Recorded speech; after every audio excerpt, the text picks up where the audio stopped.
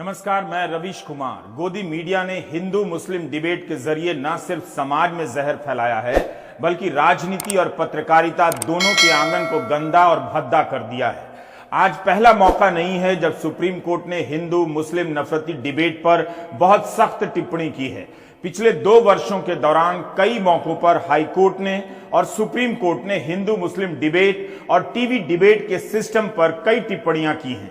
आज एक बार फिर से सुप्रीम कोर्ट के जस्टिस के.एम. जोसेफ ने कहा कि सबसे ज्यादा हेट स्पीच मीडिया और सोशल मीडिया पर है। हमारा देश किधर जा रहा है?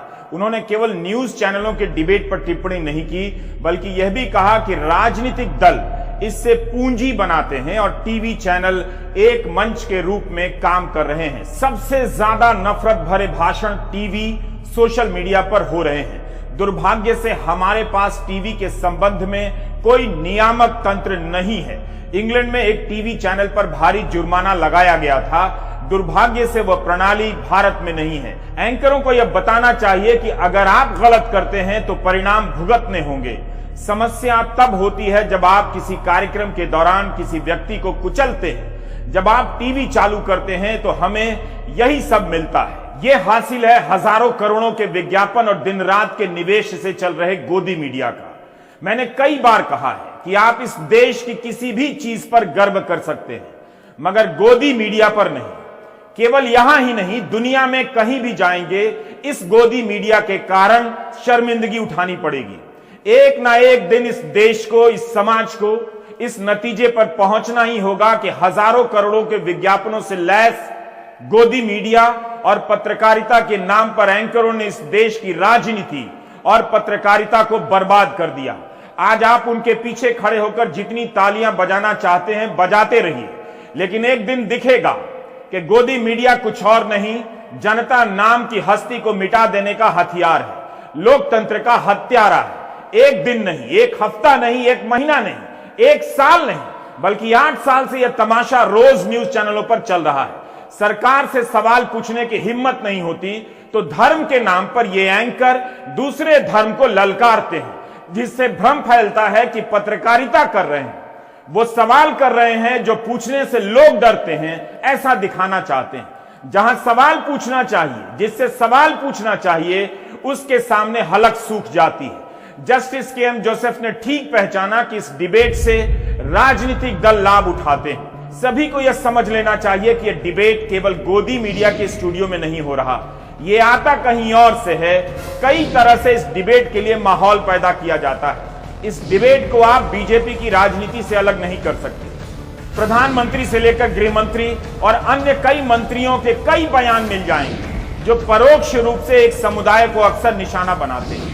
कपड़ों से पहचाने जाने का बयान हो या पाकिस्तान में पटाखे फूटने का या फिर गोली मार देने का बयान हो या शाहीन बाग में करंट लग जाने का बयान, इन बयानों की आड़ में और इनकी शह पाकर गोदी मीडिया ने नफरती मुद्दों का जहर समाज में फैला दिया है। ये डिबेट 2 तराजुओं के बीच संतुलन का नहीं बल्कि इसकी प्रकृति साफ साफ मुसलमान विरोधी है। एक समुदाय को हर तरह के अधिकार बोध से निहत्था कर देने की राजनीति और रणनीति है। डिबेट चलती रहे इसके लिए जानबूझकर उल्टा सीधा बोलने वाले दोनों तरफ से लाए जाते हैं। 2020 में तबलीग जमात और कोरोना को लेकर कवरेज के टॉपिक को आप याद कीजिए। ये वही फर्जी हेडलाइन है जो डिबेट के नाम पर उस साल चलती रही जिस साल कोरोना की दहशत फैली थी। इनके जरिए आपके दिमाग में तबलीग के नाम पर जहर और कूड़ा भर दिया गया। केवल गोदी मीडिया काम नहीं कर रहा था बल्कि सरकारी प्रेस कॉन्फ्रेंस में तबलीग के लोगों की संख्या अलग से बताई जाने लगी। सरकारी एजेंसियां और गोदी मीडिया को अलग अलग करना मुश्किल हो गया था। माहौल बनाया गया और उसकी आड़ में तबलीग से जुड़े कई लोगों को जेल में डाल दिया गया। 21 अगस्त 2020 में बॉम्बे हाईकोर्ट के जस्टिस टी.वी. नलवाड़े और जस्टिस एम.जी. सेविलकर की बेंच ने कहा कि दिल्ली में मरकज के कार्यक्रम में जो विदेशी नागरिक आए थे उनके खिलाफ प्रिंट और इलेक्ट्रॉनिक मीडिया में बड़ा प्रोपेगेंडा चला और यह छवि बनाने का प्रयास किया गया कि यह विदेशी भारत में कोविड-19 के प्रसार के लिए जिम्मेदार हैं। तमाम हालात इस संभावना की ओर इशारा करते हैं कि विदेशियों को बलि का बकरा बनाने के लिए चुना गया। समय आ गया है कि विदेशियों के खिलाफ कार्रवाई करने वाले प्रायश्चित करें और इससे जो नुकसान हुआ है उसे ठीक करने का सकारात्मक कदम उठाएं, ऐसा कभी नहीं हुआ। आज पहली बार जस्टिस के एम जोसेफ ने नफरती डिबेट पर टिप्पणी नहीं की है। सितंबर 2020 में भी सुदर्शन टीवी के मामले में सुनवाई के दौरान जस्टिस डीवाई चंद्रचूड़ और जस्टिस के एम जोसेफ ने सख्त टिप्पणियां की थी। अब सवाल है कि इन्हें नफरती डिबेट करने से रोक दिया गया तो ये क्या करेंगे? अगर सीधे सीधे दिन रात सरकार की वाहवाही करेंगे तो जनता समझ जाएगी, इसलिए यह करना मुश्किल होता है। इसलिए धर्म के नाम पर डिबेट खड़े किए जाते हैं ताकि ये दूसरे धर्म को ललकारते हुए नजर आए, सवाल करते हुए नजर आए। नफरती डिबेट का सिलसिला किसी ना किसी रूप में चलता रहेगा। यह सिर्फ खराब और ऊंचा या जोर जोर से चिल्लाकर बोलने वालों तक मसला नहीं है। राहुल गांधी की भारत जोड़ो यात्रा 15वें दिन में पहुंचने जा रही है। जयराम रमेश ने ट्वीट किया है कि 283 किलोमीटर की यात्रा पूरी हो चुकी है। हर दिन राहुल 20 किलोमीटर से ज्यादा चलते हैं। इस यात्रा के शुरू होने से पहले की प्रेस कॉन्फ्रेंस में राहुल गांधी ने मीडिया की भूमिका को लेकर गंभीर सवाल उठाए। एक सवाल स्वामित्व का भी था, बल्कि 2 साल पहले भी जस्टिस के एम जोसेफ ने यही सवाल उठाए थे। सुदर्शन टीवी के मामले में जस्टिस जोसेफ ने विज्ञापनों और स्वामित्व को लेकर कई सवाल पूछे, जवाब आज तक नहीं आया। राहुल गांधी ने विस्तार से बताया कि आज देश भर में घर घर नफरत पहुंचा दी गई है, इसी के खिलाफ भारत को जोड़ने निकले हैं। मीडिया जनता की आवाज को सरकार तक और जनता तक पहुंचने नहीं दे रहा, तो जनता के बीच जाकर बताने निकले हैं। मीडिया राहुल के टी शर्ट पर दिन रात बहस कर लेता है, मगर विपक्ष को ना दिखाने, जनता की आवाज दबाने और स्वामित्व को लेकर राहुल के उठाए गए सवालों से भाग जाता है। राहुल की इस यात्रा के दौरान सुप्रीम कोर्ट की यह टिप्पणी उनकी बहस को आगे बढ़ा रही है, बल्कि इस बहस में अब मंत्री अनुराग ठाकुर भी शामिल हो गए हैं, भले ही वे नफरती डिबेट और डिबेट के भद्दे तरीकों तक सीमित हैं। ये मीडिया उन्हीं 2 उद्योगपतियों का मीडिया है। पूरा का पूरा मीडिया उन्हीं 2 उद्योगपतियों के हाथ में है, तो सच्चाई कैसे दिखेगी, सच्चाई कैसे सुनाई देगी? और जनता को सब मालूम है। जनता घर में टीवी ऑन करती है और जनता जानती है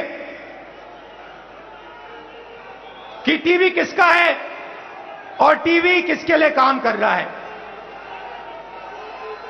टीवी 2 उद्योगपतियों का है, अखबार 2 उद्योगपतियों के हैं, और ये 2 उद्योगपति नरेंद्र मोदी जी के लिए 24 घंटा काम करते हैं और नरेंद्र मोदी जी इनके लिए 24 घंटा काम करते हैं। सुप्रीम कोर्ट चाहता है कि सरकार नियामक तंत्र बनाए। कोर्ट ने आज और आज से पहले की अपनी टिप्पणियों में विज्ञापन और स्वामित्व को लेकर भी सवाल उठाए हैं। अब जब सरकार के मंत्री ही नफरती डिबेट को खारिज कर रहे हैं, तो क्या उनसे पूछा जाना सही नहीं होगा कि सरकार ऐसे डिबेट वाले चैनलों को विज्ञापन क्यों देती है? यह डिबेट पिछले हफ्ते तो नहीं हुई है, बल्कि 8 साल से दिन रात चल रही है। क्या सरकार को नहीं लगा कि गलत हो रहा है? एशिया प्रशांत प्रसारण विकास संस्थान की 47वीं बैठक में केंद्रीय सूचना और प्रसारण मंत्री अनुराग ठाकुर ने कहा कि मुख्यधारा के मीडिया के लिए सबसे बड़ा खतरा नए जमाने के डिजिटल प्लेटफॉर्म से नहीं, बल्कि खुद मुख्यधारा की मीडिया के चैनलों से है।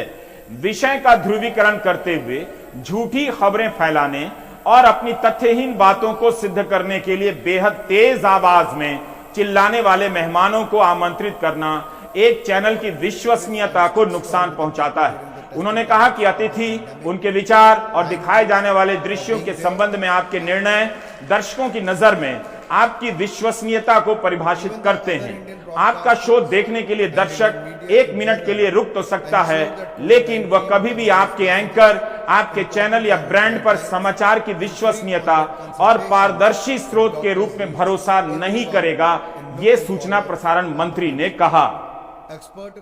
मुझे लगता है कि दुनिया के दूसरे मुल्कों के लोगों को ये सुनाने के लिए या वहां के मीडिया को सुनाने के लिए ये सब बातें कही जा रही हैं, क्योंकि इस समय इंटरनेशनल वैश्विक स्तर पर अगर देखा जाए तो भारतीय मीडिया की साख बहुत गिरी है, और इतनी बुरी गिरी है कि भारत कहने के लिए लोकतंत्र है, लेकिन हम 180 देशों में हमारा जो प्रेस फ्रीडम इंडेक्स में हमारी जगह है वो 150वीं है, यानी 150वीं हमारी पोजीशन है 180 मुल्कों में। दूसरी बात कि दुनिया भर में इंडियन मीडिया का जब जिक्र होता है तो इंडियन टेलीविजन चैनलों का जिक्र होता है, जिनकी क्रेडिबिलिटी के बारे में कहा जाता है कि जिनकी क्रेडिबिलिटी बिल्कुल खत्म हो गई है। और आपको मैं बताऊं एक बड़ी दिलचस्प बात, हाल ही में एक सर्वेक्षण हुआ है जिसको एक मीडिया संस्था ने कराया है और टाइम्स ऑफ इंडिया में उसकी खबर मैंने पढ़ी थी, इसलिए प्रामाणिक माना जाएगा, देश का एक बड़ा अखबार है।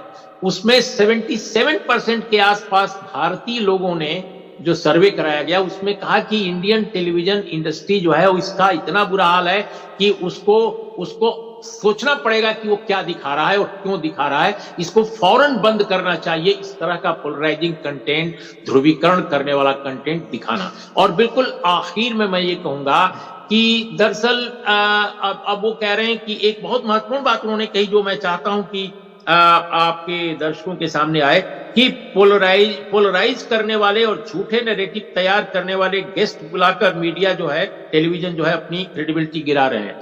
तो मैं तो देखता हूं कि टेलीविजन चैनलों पर एक डिस्कशन जब होता है तो एक भारतीय जनता पार्टी का प्रवक्ता होता है, एक कांग्रेस का प्रवक्ता होता है, एक वीएचपी विश्व हिंदू परिषद का होता है, एक विश्वविद्यालय का प्रोफेसर होता है जो संघ परिवार से जुड़ा होता है, एक कांग्रेस का होता है कोई प्रवक्ता, एक पत्रकार होता है जो आमतौर पे सरकार के पक्ष में बोलने वाला हो, और एक या दो जो है मुस्लिम प्रवक्ता तय कर लिए जाते हैं। और वो कहां से तय किए जाते हैं, मुस्लिम कम्युनिटी में कहां से उनका चयन होता है, नोबडी नोज।